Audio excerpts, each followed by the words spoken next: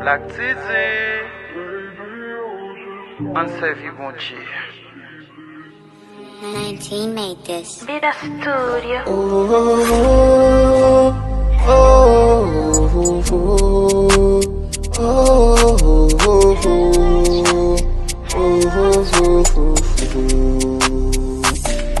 Papa bon Dieu, me maje nou nan pied ou te kri mwen yo, si vwa ka san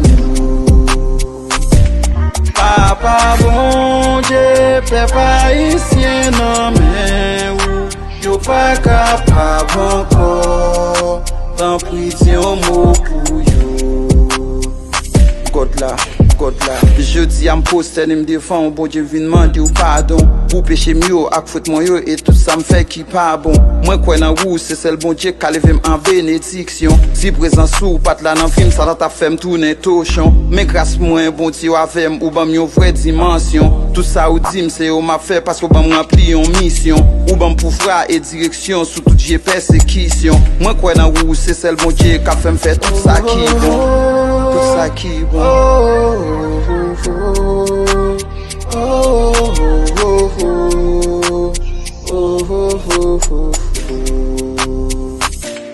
Papa bon Dieu, me maje nou nan pied ou te kri mwen yo, si vwa ka san yo.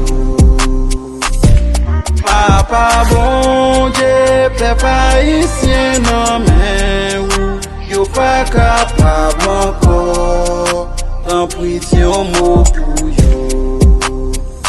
God la, bon Dieu bon force ou te ba David la pou m'krase tout Goliath. Si miray ki a bare mi otan pri m'vlo fè un miracle. Bon pouvoir te ba Elia pou m'krase diab en miette.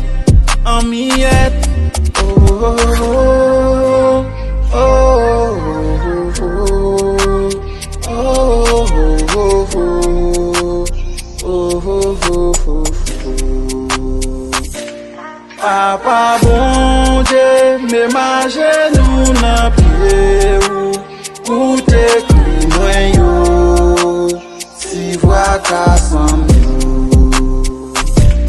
Papa bon Dieu, peuple haïtien nan men ou, yo pa kapab ankor, dan priti yon mot pou yo.